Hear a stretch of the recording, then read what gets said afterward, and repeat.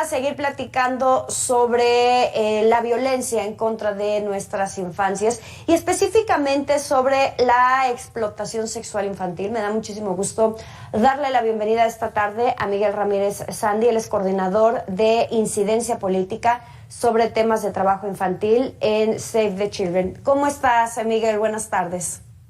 Jimena, buenas tardes. Muy bien. ¿Y tú qué tal? Un gusto.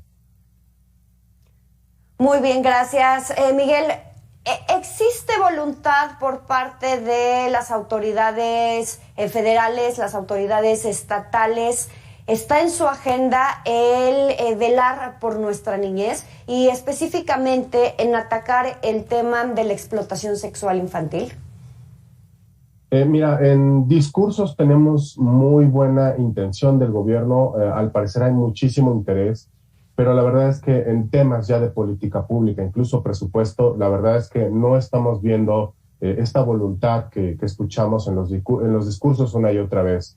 Tenemos esta intención que estuvo circulando el año pasado de intentar que el CIPINA, que es el Sistema de Protección Integral de Niñas, Niños y Adolescentes, fuera absorbido por el DIF. Y también en temas de presupuesto para este año, pues bueno, tenemos un incremento marginal. Sabemos que con el tema de la inflación, pues bueno, todo está muchísimo más caro y eso incluye todos los servicios que da el Estado. Y dentro de esos servicios, pues obviamente todos los que requieren niñas, niños y adolescentes, de salud, de educación, de cuidados, etcétera. Y pues bueno, la verdad es que el gobierno no le está dando todos los recursos que necesitan las niñas, niños y adolescentes mexicanos, y que la verdad, con el tema de la pandemia, pues bueno, están en una situación muy, muy complicada. Y la verdad es que necesitan el apoyo tanto de gobierno como de las empresas, sociedad civil, porque de otra manera, pues bueno, nos estamos dejando en un estado de indefensión total. Por un lado tenemos el tema del presupuesto que ya comentabas tú, Miguel, que el incremento es marginal, que no se está asignando recurso, dinero para el tema de nuestras infancias. Y en el tema legal, en el tema de las leyes que ya corresponde específicamente a los legisladores, ¿qué tanta voluntad, qué tanto interés hay o qué tanto está en la agenda de nuestros legisladores el proteger a nuestra niñez? Afortunadamente hay muy buena disposición. Los acercamientos que hemos tenido tanto con diputados como con senadores, particularmente las senadoras y diputadas de las comisiones de niñez, ha sido muy propositivo. Tanto la senadora Josefina Vázquez Mota como la diputada Ana Lilia Herrera han tenido disposición para trabajar con sociedad civil y justo impulsar estas agendas que den mayor protección a los derechos de niñas, niños y adolescentes.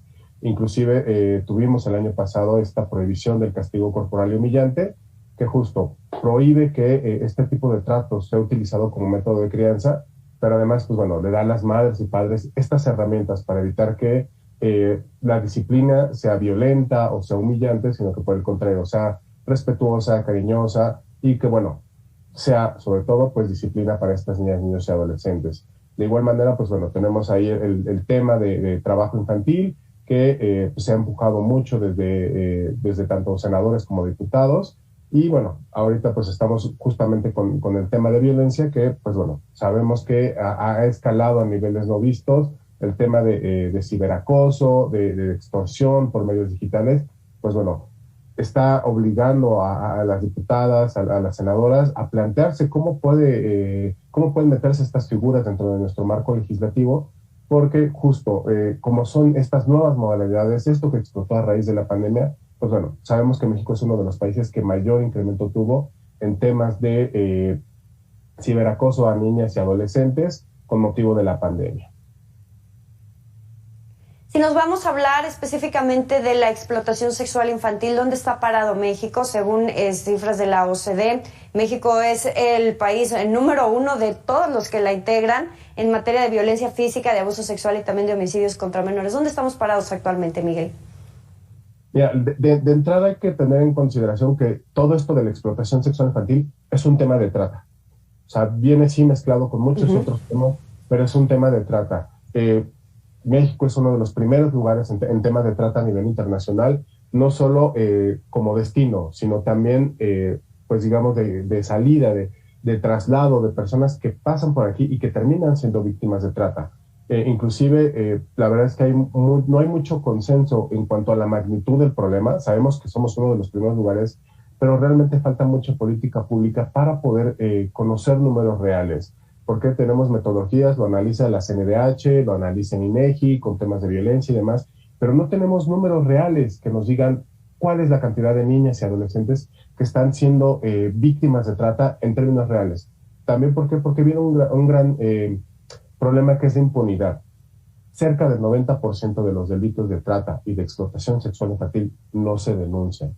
Entonces, ¿qué es lo que pasa aquí? Que obviamente hay un contexto que impide que estas denuncias prosperen, ya sea por impunidad, por corrupción, inclusive los temas de amenazas tanto a la niña, al niño, como a su familia. Inclusive, algo que suele darse mucho es la amenaza de publicar el material que se obtiene de de este delito. Y obviamente, pues las niñas, las adolescentes, al no poder que todo este material se difunda, pues terminan por decidir no denunciar este delito porque realmente no hay un acompañamiento por parte de las autoridades, incluso hay complicidad, ¿no? Sabemos que en estados como Zacatecas o en estados de destinos turísticos como Campeche, Yucatán, pues el turismo sexual de niñas y adolescentes es muy fuerte.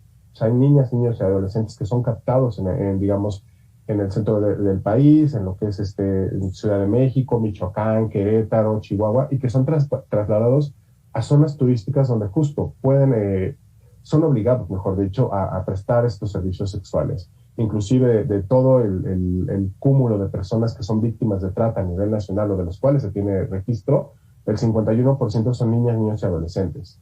Más aún, si de todo este total contabilizamos únicamente a mujeres y niñas, esto se eleva hasta el 74%. Entonces, mayoritariamente quienes son víctimas de trata son mujeres y niñas, quienes justamente no tienen estos contextos de seguridad, no tienen este acompañamiento por parte de las autoridades, no solo en la denuncia y durante todo el proceso judicial, sino que además, después del proceso judicial, requieren servicios especializados, obviamente puestos por las cuestiones de la reparación integral del daño, así como del acompañamiento psicológico que es indispensable. Obviamente este tipo de situaciones generan traumas muy, muy fuertes sobre las niñas y adolescentes y por ende, también necesitan del apoyo de la autoridad para poder darles estos servicios de forma, pues digamos, integral y en tiempo. Entonces, sí estamos con grandes retos en la materia. Hay interés por parte del Poder Legislativo, pero falta aún más trabajo por parte del Poder Ejecutivo, tanto a nivel federal como en los estados, para poder atender de manera efectiva este problema. Sí, ya que comentas el tema de la impunidad, el tema de la falta de denuncias, estaríamos hablando entonces de una cifra negra inmensa en esta materia. Miguel, hablamos ya ahorita del tema de la voluntad por parte del legislativo, de la falta de recursos por parte del ejecutivo. Me parece que pues evidentemente es un tema que hay responsabilidad por parte de las autoridades, también por parte de la sociedad. ¿Qué se está haciendo justamente desde la sociedad para la prevención, para visibilizar sobre todo esta problemática que está creciendo en nuestro país?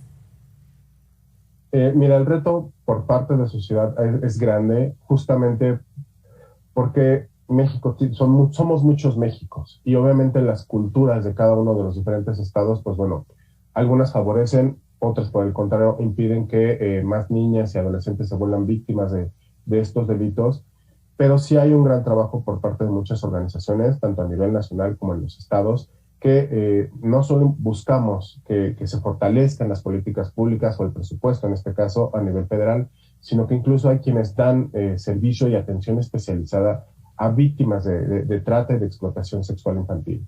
Obviamente, quienes están en trabajo de campo, requieren todo el apoyo por parte del gobierno, de los programas sociales. Inclusive tenemos a la Red Nacional de Refugios para Mujeres Víctimas de Violencia, que en muchos casos no solo dan atención a mujeres que son víctimas de violencia, sino que son mujeres que llegan con sus hijos, con sus familias, y que obviamente, los recursos que tienen dentro de estos refugios, son limitados.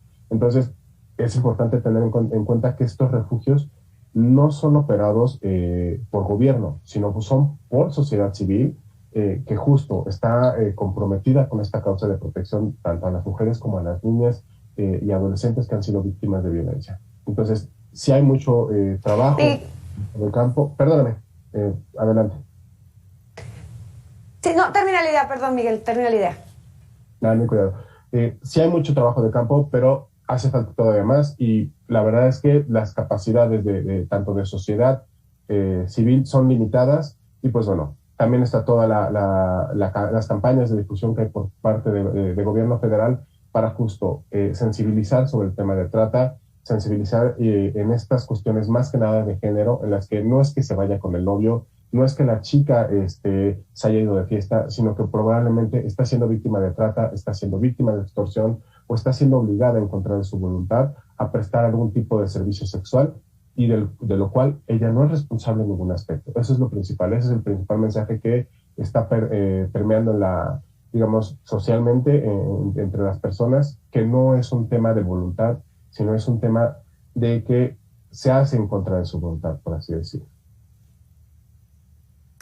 Miguel, no quisiera despedirnos sin antes hablar también del tema de la prevención, y aquí me gustaría que tú nos dieras alguna recomendación para padres, madres de familia, maestros, para evitar que nuestros niños, nuestras niñas sean víctimas de trata, lo hemos visto sobre todo con los videojuegos, que los enganchan para llevárselos o para fines de trata o para reclutamiento para el crimen organizado. Lo principal sería hablen con sus hijos. Esa es la principal herramienta. A veces preguntar cómo te fue en la escuela, qué viste hoy, etcétera. Son las maneras más sencillas de saber reconocer si a nuestras niñas, a nuestros niños, a nuestros adolescentes les pasa algo, ¿no? También con el tema de videojuegos, a veces yo sé que hay un gran reto por parte de padres y madres de entender cómo es que funcionan las plataformas digitales, pero bueno, a veces es necesario involucrarse en temas, agarrar la computadora y a veces inclusive nada más escribir en el internet. ¿Cómo protejo a mi hijo en internet del acoso y de este tipo de situaciones? Y muchas veces la mayoría de aplicaciones tienen permisos parentales, en los cuales a lo mejor pueden jugar, pero no pueden usar el chat, solo se pueden conectar con amigos que realmente conozcan, o bueno, cualquier solicitud de amistad que puedan tener en estos videojuegos, pues bueno, tiene que ser autorizada por el papá, por la mamá, a través de los teléfonos. Entonces, la mayoría de dispositivos móviles y de consolas admiten este tipo de permisos o restricciones parentales. Entonces, la tarea como padres es indagar un poquito, buscar un poquito en internet sobre cómo puedo yo activarlas y estar monitoreando qué hacen mis hijas y mis hijos en línea. Miguel, muchísimas gracias. Miguel Ramírez Sandy, coordinador de incidencia política sobre temas de trabajo infantil en Save the Children. Muchísimas gracias por esa entrevista, Miguel. A ti, Jimena, excelente tarde. Muy buenas tardes. Vámonos a un corte comercial. Es breve y regresamos.